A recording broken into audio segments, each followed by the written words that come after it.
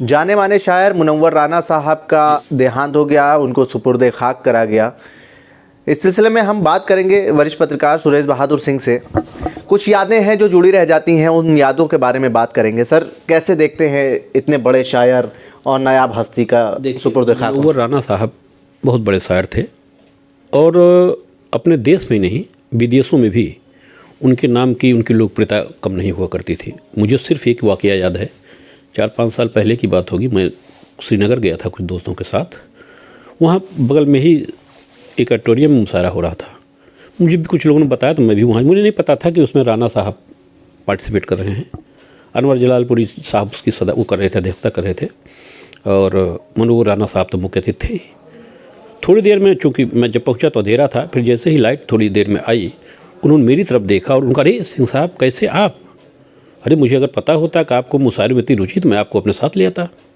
उनका सिर्फ इतना पूछ लेना, मतलब सिर्फ इतना पूछ लेना मेरे लिए इतना काफ़ी था कि जैसे मुशायरा जब ख़त्म हुआ है तो वहाँ श्रीनगर के 10-20 लोग, 25 लोग मुझसे सिर्फ ये पूछने आए, अरे आप राना साहब इतने बड़े शायर को आप कैसे जानते हैं? मतलब उनके बारे में इतनी जानकारियाँ लेने लगे हमसे कि मैं उनको कैसे जानता हूँ, कब मिला, कैसे मिला, क्या हुआ। मतलब उनकी उस शख्सियत से सिर्फ मेरा हाल चाल पूछने से मेरा इतना महत्व बढ़ गया कि मैं अपने को गौरवान्वित महसूस करने लगा। अब आप सोच सकते हैं कि राना साहब की क्या शख्सियत थी, क्या हैसियत थी, क्या लोकप्रियता थी। ये उनका ऐसा था। और राना साहब ऐसे पहले शायर हैं जिन्होंने, आप देखिए, कभी शराब को या आप कहिए मोहब्बत को इसका आधार नहीं बनाया। आपने देखिए अपनी शायरी की शुरुआत उन्होंने माँ से की। माँ पर इतना बड़ा शायर शायद ही मुश्किल हुआ है किसी ने लिखा हो जितना उन्होंने माँ के बारे में लिखा है। तो निश्चित रूप से उन्होंने शायरी को एक नया आयाम दिया है और एक नई ऊंचाइयों तक पहुंचाया है। और जहाँ भी जाते थे निश्चित रूप से महफिल की रौनक हुआ करते थे और महफिल की वाहवाही लूट लेते थे। ये थे मुनव्वर राना साहब। मुझे तो वो भी याद है। अच्छा, दोस्तों के दोस्त थे, दोस्तों के इतने अच्छे दोस्त थे कि मेरी मुलाकात तो उनसे रायबरेली के तत्कालीन सदर विधायक स्वर्गीय अखिलेश सिंह ने कराई थी। अखिलेश सिंह के ऊपर ही उन्होंने अपनी पहली पुस्तक भी समर्पित की है। और उनकी दोस्ती का आलम ये था, उनके इतने आत्मीय संबंध ये थे कि जब अखिलेश सिंह ने कांग्रेस पार्टी छोड़ी तो प्रियंका गांधी, सोनिया गांधी और गांधी परिवार के इतना करीबी होने के बाद भी राना साहब ने गांधी परिवार को छोड़ दिया और अखिलेश सिंह का साथ दिया। ये था उनकी दोस्ती का नमूना और जिसे अंत तक उन्होंने निभाया।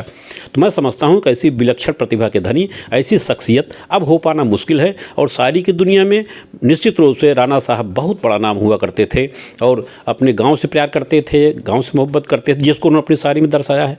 आप देख लीजिए विभिन्न पहलुओं पर। मुझे तो बिल्कुल निश्चित रूप से उनका एक बहुत अच्छा शेर आता है, कोयल कूके या गौरैया अच्छा लगता है, कोयल कूके या गौरैया अच्छा लगता है, अपने गांव में सब कुछ भैया अच्छा लगता है।